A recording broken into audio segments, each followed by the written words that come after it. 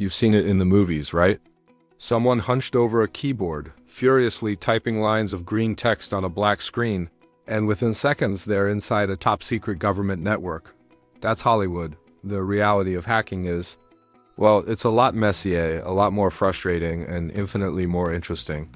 The truth is, hackers don't learn from textbooks. They learn by breaking things. And this is the story of how that happens.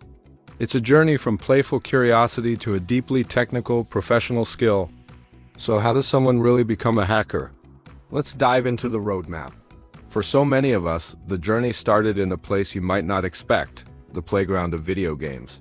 This is phase one. It wasn't about winning, not really. It was about seeing the rules of the game and wondering, can I bend them? Maybe it started with a simple cheat code, then you got bolder. You found the game's configuration files and started tweaking them, changing your character's stats, giving yourself infinite gold, or making your car jump 10 times higher. You'd open up a memory editor like Cheat Engine, searching for that one value that controlled your health bar, and locking it at 100%. You weren't a hacker yet, not in the traditional sense. You were just a kid, a gamer who was curious, but this curiosity planted a critical seed. You learned that software isn't a rigid, unchangeable box. It's a system of rules that can be understood, and once understood, can be manipulated. You learned that what you see on the screen is just the surface, and underneath there's a whole world of code and data just waiting to be explored. This initial phase of modding and scripting taught the most fundamental lesson: nothing is unbreakable. It just takes the right approach. After the initial thrill of breaking games, you hit a wall. You realize that just poking around randomly isn't enough. You need to understand why things break. Welcome to phase two, the foundations. I call it the boring stuff that actually matters. This is where the real work begins. It's less about frantic typing and more about patient learning.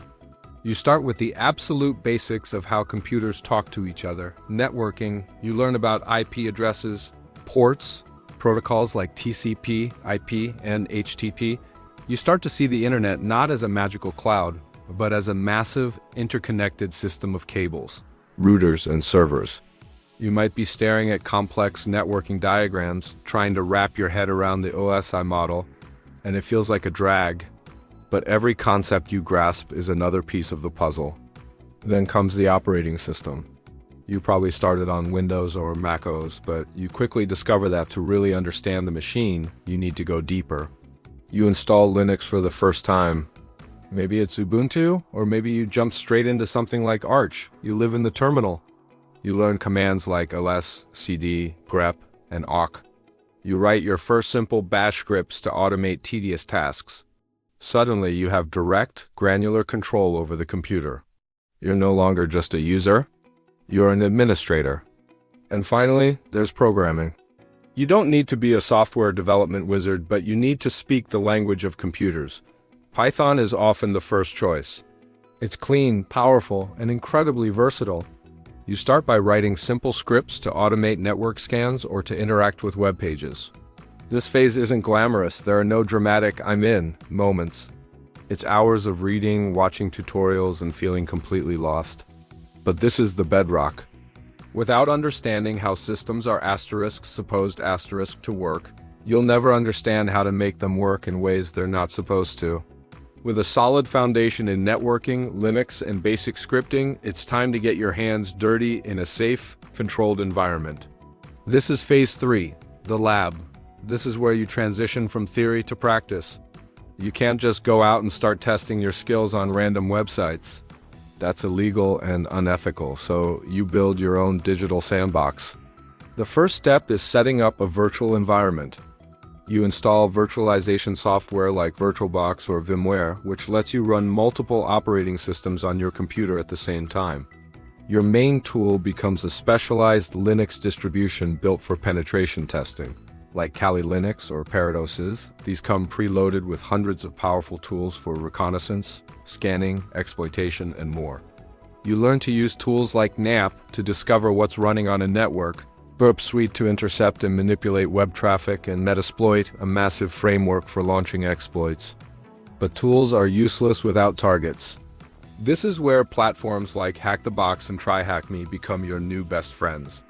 These are online platforms that provide virtual machines intentionally designed with security vulnerabilities.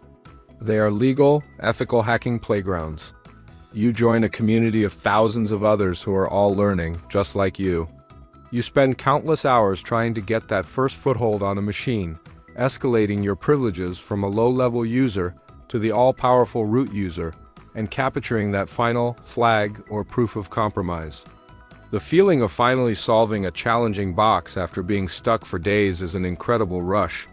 This is where you learn the real process of hacking: enumeration, exploitation, and privilege escalation. Your lab is your gym, and every machine you conquer is another rep, making you stronger, smarter, and more prepared for the real world. You've built your lab, you've conquered virtual machines, and you've learned to use the tools of the trade. But the most important part of becoming a hacker isn't a tool or a technique, it's a mindset. Welcome to Phase 4. In the world of cybersecurity, especially in the community around the Offensive Security Certified Professional, or OSCP certification, there's a mantra: try harder. This isn't just a motivational phrase, it's a philosophy. It means when you hit a wall, you don't give up.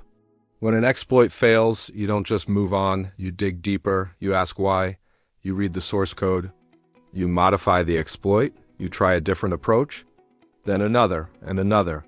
Hacking is 99% frustration and 1% breakthrough. It's about staring at a problem for hours, or even days, feeling like you're making zero progress, and then suddenly a tiny detail clicks into place, and the whole thing unravels. This persistence is what separates a script kiddie from a true professional. It's the ability to sit with a problem, to be comfortable with not knowing the answer, and to systematically work your way towards a solution. This is the mindset you apply to real-world challenges. You start participating in bug bounty programs where companies pay you to find vulnerabilities in their systems. Your first valid bug report, even if it's for a small reward, is a huge milestone. It's proof that your skills have real-world value. And then you might decide to go for a major certification like the OSCP. It's a grueling 24-hour exam where you have to break into multiple machines. A true test of your technical skills and your mental endurance. Passing it is a rite of passage, signaling that you have the skill, and more importantly, the mindset, to try harder. So we've gone from modifying games to building a professional career. From a playful curiosity to a disciplined, ethical skill set. The journey of a hacker is a long and continuous one. It starts with a simple desire to see how things work under the hood. It moves through the foundational grind of learning, networking, and coding. It evolves into hands-on practice in a lab environment, honing your skills on virtual targets. And it solidifies into a resilient, problem-solving mindset, the try harder philosophy that pushes you through every obstacle. There's no final destination.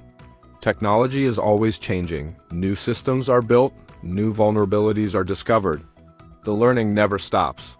Being a hacker isn't about knowing everything. It's about being relentlessly curious and willing to learn anything. It's not about wearing a hoodie and typing fast. It's about a deep, persistent desire to understand complex systems. In the end, a hacker is just someone who never, ever stopped asking, how does this work? And more importantly, how can I make it work differently? Thanks for watching this journey into the world of hacking. If you found this interesting and want to see more content that demystifies technology and security, make sure to hit that like button and subscribe to the channel. Let me know in the comments what part of this journey you found most surprising. See you in the next one.